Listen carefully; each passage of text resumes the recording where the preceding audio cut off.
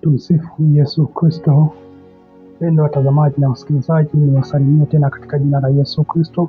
Wanafikiria hai. Kumbuka hii ni safari ya wokovu, episodi ya 3. Tangu nilipoishia pale episodi ya 2, leo ni episodi ya 3. Siku ya leo tutakwenda kuangazia somo letu, mwendelezo wa somo letu ambalo tutaona namna gani ambavyo tunataka kujifunza hapo nyuma. Naomba Mungu wa mbinguni atusaidie, atuwezeshe tupate kuendelea. Asante sana. Ndugu zangu wapendwa katika jina la Bwana wetu Yesu Kristo. Katika sehemu ya kwanza mfululizo wa somo hili tunajifunza maana halisi ya safari ya wokovu na kuona kwamba si tukio la papo kwa papo, bali ni safari ndefu inayofananishwa na kutoka kwa wana wa Israeli kutoka Misri kuelekea Kanaani. Katika sehemu ya pili tukichambua hatua kuu 3 za safari hii, tukaona kuhesabiwa haki, tukaona utakaso na tukaona kutukuzwa. Tuliona kwamba sasa tuko kwenye hatua ya pili, yaani hatua ya utakaso, ambayo ndiyo safari yenyewe ya kila siku hapa duniani. Sasa katika sehemu ya 3 tunakuja kwenye swali la msingi na la vitendo zaidi. Msafiri anahitaji nini ili afike salama? Msafiri anahitaji nini? Hakuna askari anayeingia vitani akiwa na mikono mitupu. Hakuna mpanda milima anayejaribu kukwea mlima Kilimanjaro bila vifaa. Hata katika maisha ya kawaida huwezi kusafiri kutoka Dar es Salaam kwenda Mbeya bila kuwa na tiketi au begi la nguo na wakati mwingine fedha za kununulia chakula njiani. Hivyo hivyo, safari ya wokovu, mpendwa mtazamaji na msikilizaji, Mungu wetu ni mwenye hekima, hajatuacha bila vifaa. Ametupa zana muhimu za kutuwezesha kuvumilia, kukua na hatimaye kufika salama. Lakini tatizo ni kwamba Wakristo wengi wamekuwa kama askari wanaoenda vitani huku wamebeba nyavuli tu badala ya silaha, au kama wasafiri wanaolala kituoni wakisahau treni inaondoka. Mpendwa mtazamaji na msikilizaji, leo tutachambua vifaa 4 muhimu ambavyo kila msafiri wa kweli anapaswa kuwa navyo katika begi lake la nguo. Vifaa hivi ni neno la Mungu, maombi, Roho Mtakatifu na ushirika wa ndugu. Andiko letu kuu litatoka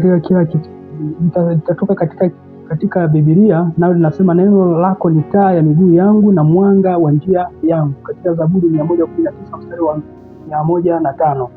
Ukiwa na vifaa hivi safari itawezekana. Ukikosa hivi tutaazimia njiani.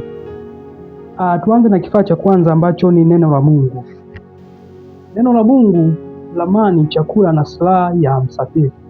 Hiki ndicho kifaa cha kwanza muhimu katika safari yetu. Neno la Mungu, yaani Biblia takatifu, inafanya kazi 3 muhimu katika maisha ya msafiri. Neno la Mungu ni lamani ya safari. Ukisafiri mahali usipojua, ukisafiri kwenda mahali usipopajua, unahitaji ramani, au leo hii ni GPS. Bila ramani utapotea. Hivyo maisha ya Kristo kama msitu mkubwa wenye njia nyingi za kupotosha. Na watu wanakuambia ndio njia, hii ndio njia, lakini wenyewe wanakuelekeza shimoni. Mfalme Daudi, mtunga Zaburi, aliyekuwa amepitia safari ndefu na magumu, alitamka maneno haya yenye nguvu katika Zaburi 119 mstari wa 105. Neno lako ni taa ya miguu yangu na mwanga wa njia yangu. Angalia mambo mawili hapa. Kwanza, anaanza kusema neno la Mungu ni taa ya miguu. Hii ina maana kwamba neno linamulika hatua ninayokaribia kukanyaga. Si taa inayomulika kilomita 10 mbele, ni taa inayomulika pale nilipo. Miguu yangu iko katika hatari gani leo? Nijaribu gani limenizunguka sasa? Neno la Mungu linanionyesha ni lini nigeuke na ni lini nisimame na ni lini nipite. Hili ni neno la Mungu ni mwanga wa njia. Hii ina maana kwamba pia linaangaza kwa mbali zaidi, linaonyesha mwelekeo mzima wa safari. Mtu asiyesoma Biblia anakuwa kama kipofu anayepapasa ukutani kwenye giza. Hajui anapotoka wala anapokwenda. Hana msimamo wa kukemea dhambi wala kujua mapenzi ya Mungu. Mpendwa mtazamaji na msikilizaji wangu, kumbuka pia neno la Mungu ni chakula cha kiroho. Neno la Mungu ni chakula cha kiroho. Huwezi kusafiri ukiwa na njaa. Msafiri mwenye njaa huanguka njiani na hatimaye hufa. Vivyo hivyo ndivyo ilivyo kiroho. Na Wakristo wamekuwa wagonjwa utapiamlo wa kiroho. Wanakula chakula cha moto, yaani Jumapili moja kanisani, alafu wanakaa siku 6 bila kugusa Biblia. Hawashangai kuona miili yao ya kiroho imekonda na kushindwa kupambana na dhambi. Mpendwa mtazamaji na msikilizaji wangu, Yesu mwenyewe alipokuwa jangwani akijaribiwa na Shetani, alikataa kugeuza mawe kuwa mikate. Badala yake alinukuu Kumbukumbu la Torati 8:3, anasema kwamba mtu hataishi kwa mkate tu, bali kwa kila neno litokalo katika kinywa cha Mungu. Katika Mathayo 4:4, kama vile mwili unavyohitaji chakula kila siku ili kuendelea kuwa na nguvu, hivyo hivyo na roho yako inahitaji kujirisha neno la Mungu kila siku. Hakuna njia ya mkato. Huwezi kuhifadhi maandiko Jumapili na kutarajia ya kutosha kwa wiki nzima. Unahitaji kula kila siku. Hapa natoa changamoto kwa wewe msafiri. Je, una muda wa kusoma Biblia kila siku? Kuna muda unasoma magazeti ya mitandao ya kijamii kwa masaa 3, lakini huwezi kufungua Biblia kwa dakika 10 tu. Unachokirisha zaidi ndicho kitakachokuwa. Ikiwa unaurisha mwili zaidi roho itakufa taratibu. Ukiwa unaurisha mwili zaidi kuliko roho itakufa taratibu. Neno la Mungu ni silaha ya kupambana na adui pia. Msafiri wa kiroho yuko vitani. Shetani, dunia na mwili ni maadui watatu wanaokuvizia njiani. Ili kushinda vita hivi unahitaji sio tu ngao bali upanga. Mtume Paulo katika Waefeso 6:17 anatutaka tushike upanga wa Roho ambao ni neno la Mungu. Anaposema kwamba vita vyetu si vya damu na nyama bali ni juu ya falme na mamlaka. Kumbuka jinsi Yesu alipomshinda Shetani jangwani. Hakujibu kwa mbinu za kisaikolojia, hakujibu kwa maneno matamu. Kila jibu alilomletea Shetani, kila jaribu Yesu alijibu kwa kusema imeandikwa. Alitumia neno la Mungu kama upanga. Msafiri asiye na neno la Mungu ni kama askari asiye na risasi. Wakati Shetani anakuletea hofu, unapaswa kukumbuka andiko gani? Wakati anakuletea tamaa ya dhambi, unapaswa kulikariri andiko gani? Kama huna maandiko ndani ya moyo wako, utashindwa mara kwa mara. Niseme tu kwamba ushauri wangu kwa msafiri, hifadhi neno la Mungu moyoni mwako. Usisome tu na kusahau, kariri maandiko, yashike maandiko, weka maandiko kwenye simu yako au ukutani. Neno ndilo risasi zako. Bila risasi bunduki ni fimbo tu. Mpendwa mtazamaji, sababu za kupuuza neno la Mungu. Napenda kutaja sababu kuu 3 za kawaida zinazofanya wasafiri wapuuze neno la Mungu. Sababu ya kwanza ni uvivu wa kiroho. Watu wanasema sielewi nisomacho. Ukweli ni kwamba hawataki kujitahidi. Roho Mtakatifu anatolewa kufundisha, lakini ikiwa hutafungua hata ukurasa, atakufundisha nini? Lakini sababu ya pili ni shughuli nyingi za maisha, kazi, biashara, familia, shule. Lakini Yesu alisema katika Mathayo 6:33, utafuteni kwanza ufalme wake. Kitu cha kwanza ndicho cha muhimu zaidi. Je, wewe kusoma Biblia ni kitu cha ngapi kwa kila siku? Sababu ya 3 ni kuridhika na kusikia tu. Kuna watu wanasema anasikia mahubiri Jumapili, hiyo inatosha. Kuna shida na mtu anayekula tu Jumapili. Iko shida. Huyu anakula chakula kilichotafunwa na mtu mwingine. Unahitaji kujifunza kula mwenyewe. Kuna lishe tofauti unayoipata unapomsomea Mungu peke yako faragani. Jambo la pili ambalo tulikuwa tunalizania maombi. Maombi ni mawasiliano na kiongozi wa safari. Ukiendelea na vifaa vyetu, kifaa cha pili ni maombi. Neno la Mungu ni Mungu akizungumza nasi. Maombi ni sisi tukizungumza na Mungu. Safari yoyote inahitaji mawasiliano kati ya msafiri na kiongozi. Bila maombi, msafiri anakuwa ametengwa na chanzo cha uongozi. Maombi ni pumzi ya msafiri. Kama vile inavyotuweka hai, maombi ndivyo yanavyotuweka hai kiroho. Hatuombi kwa sababu ni desturi ya dini. Tunaomba sababu ni hitaji la msingi la maisha ya kiroho. Mtu anapokosa maombi ni sawa na mtu anayezuia pumzi yake. Lazima atazimia tu. Mtume Paulo alituamuru katika Wathesalonike wa kwanza sura ya 5 mstari wa 17, anasema ombeni bila kukoma. Haimaanishi huwa umepiga magoti masaa 24. Inamaanisha kwamba mawasiliano yako na Mungu yasiwe ya kikomo cha wakati. Unaweza kuomba unapoendesha gari, unapopika, unapofanya usafi. Moyo wako unakaa katika mazungumzo daima na Mungu. Mpendwa mtazamaji na msikilizaji, Yesu mwenyewe ambaye alikuwa mwana wa Mungu alikuwa mtu wa maombi ya kudumu. Katika Marko 1:35 inatuambia asubuhi sana kulipokuwa giza aliondoka, akatoka akaenda mahali pasipokuwa na watu, huko akaomba. Kama Yesu alihitaji kuomba, si zaidi sana wewe na mimi? Maombi ni kuomba msaada katika safari ya wokovu. Ni ngumu. Kuna wakati tunajikwaa, hatujui la kufanya. Kuna wakati tunakosa mwelekeo.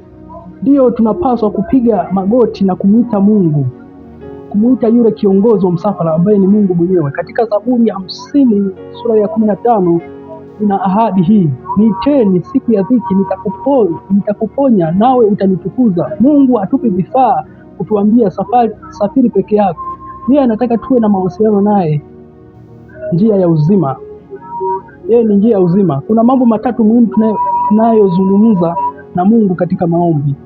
Kwanza, kukiri dhambi na kuomba msamaha. Tunapokosea njiani hatujifichi kama Adamu. Tunakiri, Baba, nimekosea, nisamehe, unisafishe. Maombi ya kukiri yanarudisha uhusiano wako ulioharibika. Lakini jambo la pili, kuomba kunatusaidia ni kuomba maelekezo na hekima. Tunapofika njia panda, tunaomba kama Yakobo 1:5 inavyosema, mtu yeyote kati yenu akipungukiwa na hekima na aombe Mungu awapaye yote kwa moyo mkuu wala bila kukemea, naye atapewa. Lakini jambo la tatu tunalojifunza kutoka maombi ni kuomba kwa nguvu ya ulinzi. Safari na maadui, tunaomba Mungu atukinge dhidi ya mwovu, atupe nguvu ya kushinda vishawishi. Mpendwa mtazamaji na msikilizaji wangu, niseme tu kwamba vizuizi vya maombi, kuna vizuizi kadhaa vya maombi. Maombi yetu yanaweza kuzuiwa na mambo mbalimbali. Napenda kutaja vitu vitatu. Jambo la kwanza ni dhambi isiyokiriwa, dhambi ambayo mtu hakiri mwenyewe.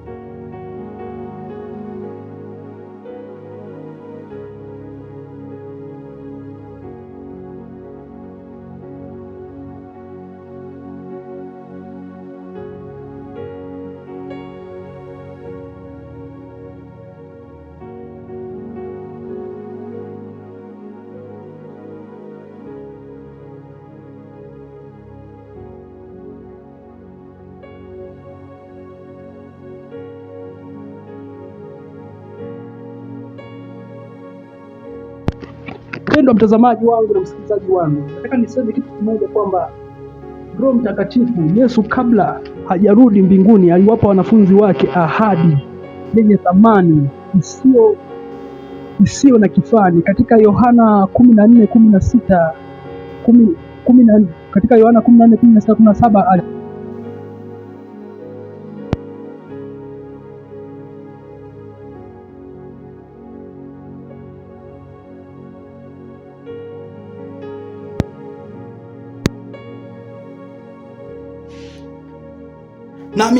anasema kwamba nami nitamuomba Baba, naye atawapa msaidizi mwingine ili akae nanyi hata milele, huyo Roho wa kweli. Angalia maneno matatu hapa: Roho wa kweli anatuongoza katika kweli yote, hakuna wakati atakapopotosha.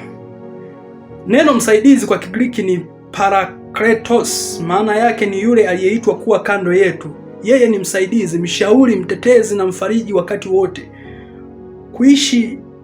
Kuishi nasi milele, hatuachi yatima. Yeye hayupo nawe leo kesho akaondoka. Hapana, ako ndani yako daima. Kazi za Roho Mtakatifu katika safari. Roho Mtakatifu anafanya kazi nyingi ndani ya safari, lakini napenda kuzungumzia kazi 5 muhimu. Kazi ya kwanza, anatuongoza katika njia.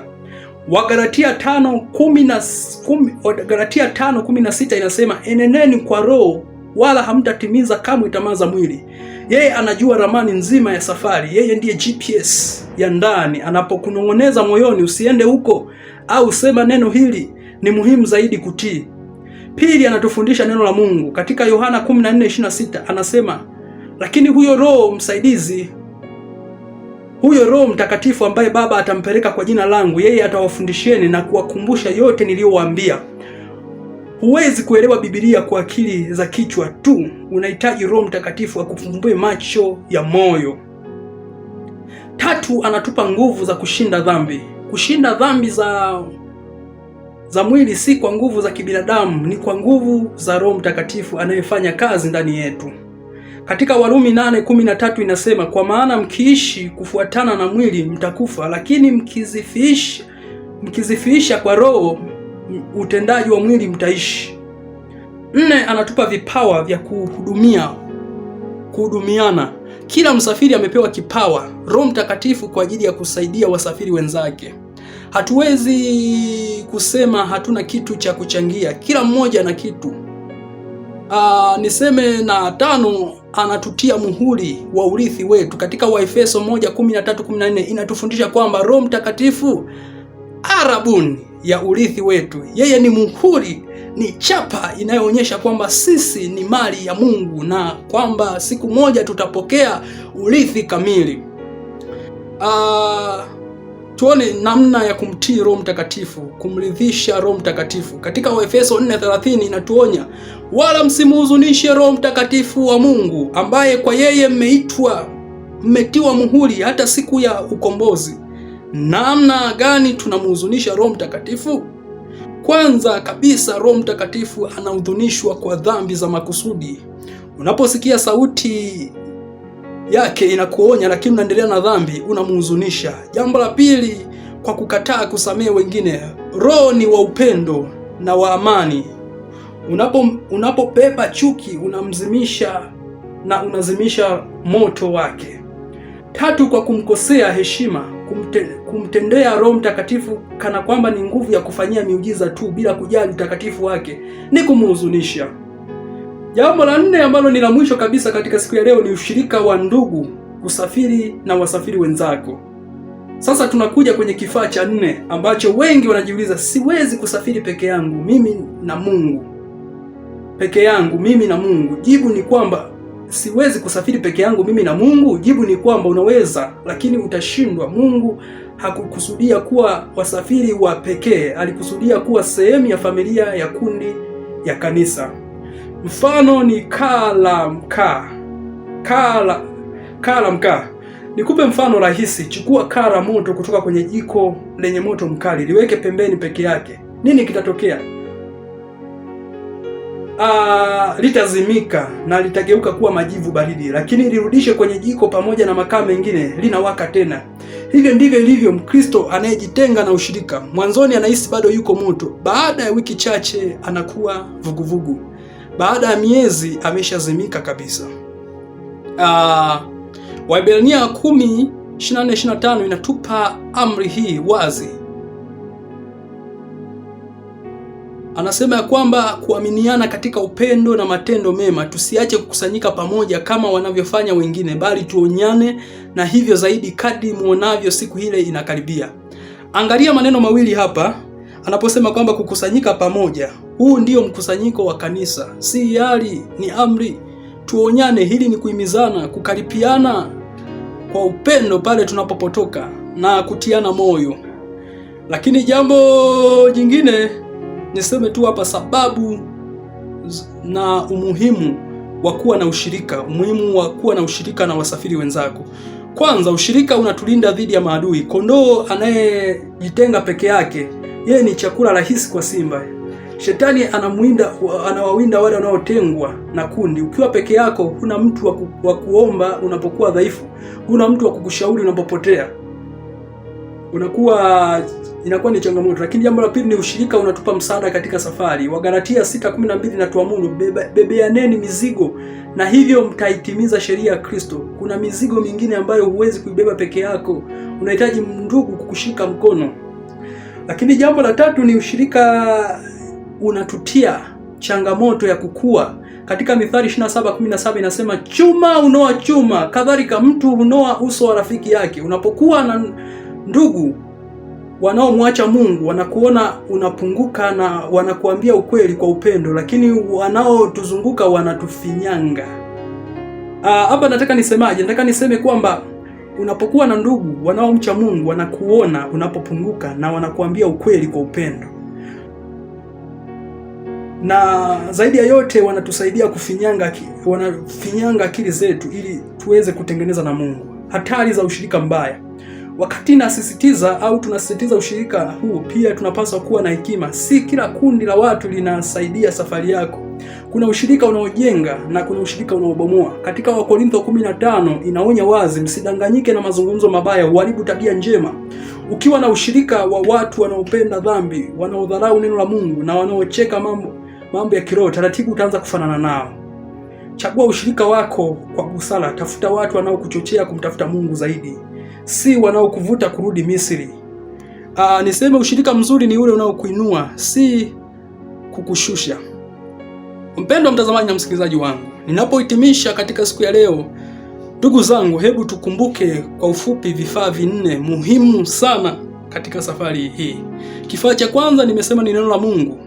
Ni chakula chako cha kila siku, ni ramani inayokuonyesha njia na ni silaha yako ya vita. Msafiri asiye na neno la Mungu ni kipofu anayekwenda kwenye shimo. Soma neno kila siku, litafakari na uliishi. Lakini kifaa cha pili ni maombi. Haya ni mawasiliano yako na kiongozi wa msafara, kiongozi wa safari yako. Maombi yanakuweka hai, yanakupa mwelekeo, yanakupa nguvu. Omba bila kukoma. Omba asubuhi, omba mchana, omba usiku. Usisafiri kimya. Lakini kifaa cha tatu ni Roho Mtakatifu, Mungu kamili huyu.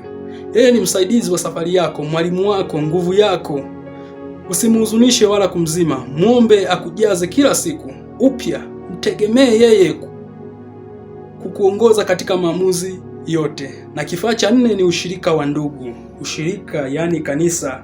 Hii ndiyo familia ya Mungu, kanisa. Hapa tunapata ulinzi, msaada na changamoto. Usikose kukusanyika na ndugu kama kaa la moto.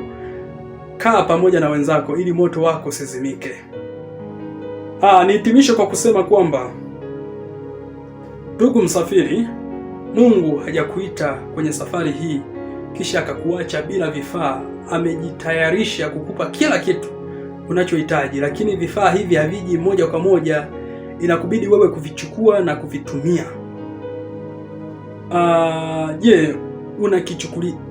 Unalichukuliaje neno la Mungu? Umekuwa ukilisoma kila siku au umeliacha mavumbini? Maisha yako ya maombi yakoje? Unaomba mara kwa mara, unamkumbuka Mungu wakati wa shida tu, au unamtegemea Roho Mtakatifu? Unatembea kwa nguvu za mwili wako au unatembea katika nguvu na uwezo wa Roho Mtakatifu? Uko katika ushirika na ndugu wanaokujenga au umetengwa na kanisa?